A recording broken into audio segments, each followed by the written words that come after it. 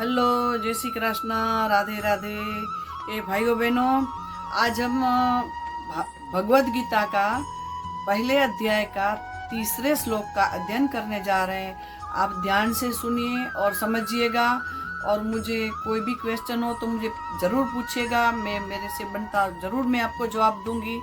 और मुझे फॉलो कीजिएगा, सब्सक्राइब कीजिएगा और शेयर कीजिएगा, कमेंट कीजिएगा। ठीक है, राधे राधे। अब हम अध्ययन कर रहे हैं भगवद गीता का पहले अध्याय का तीसरा श्लोक। पश्यता पांडुपुत्राणामाचार्य महती च मम्मु युद्धा द्रुपदपुत्रेण तव शिष्येण धीमता।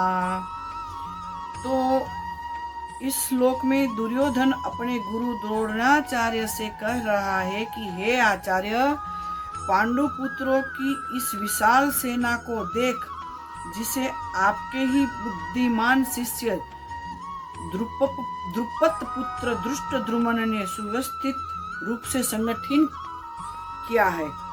इस श्लोक में दुर्योधन के ये शब्दों से उसकी चिंता और कूटनीति की सोच झलकती है। वह गुरु द्रोणाचार्य का ध्यान इस ओर आकर्षित कर रहा है कि जिस धृष्टद्युम्न को उन्होंने स्वयं शिक्षा दी थी, वह अब उनके विरुद्ध युद्ध के लिए पांडवों की सेना का सेनापति बना है।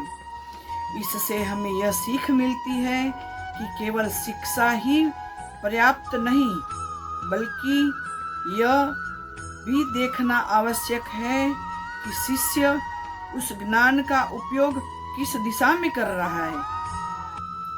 दुर्योधन की भावनाएं मिश्रित हैं। एक और वह पांडवों की सेना को देखकर चिंतित हो रहा है, दूसरी ओर द्रोणाचार्य को भी ये जताता है।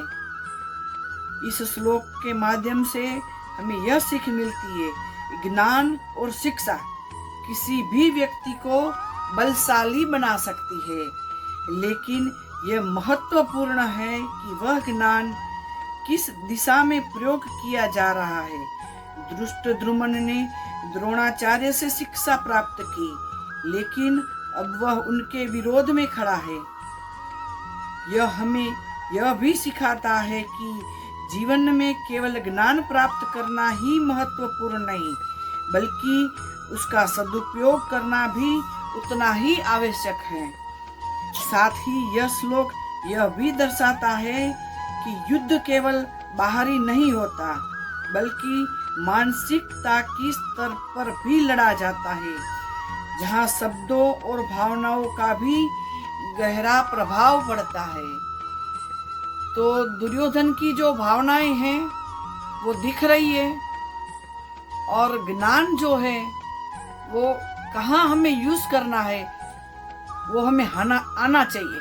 शिक्षा तो कोई भी प्रदान कर लेता है, लेकिन शिक्षा पाने के बाद में भी जो हमें ज्ञान है, हमें जो ज्ञान प्राप्त किया है, वो ज्ञान हमें कहाँ पे देना है, कहाँ नहीं देना है, उसका भी हमें उचित अनुचित का भान होना चाहिए। राधे राधे, जय श्री कृष्ण।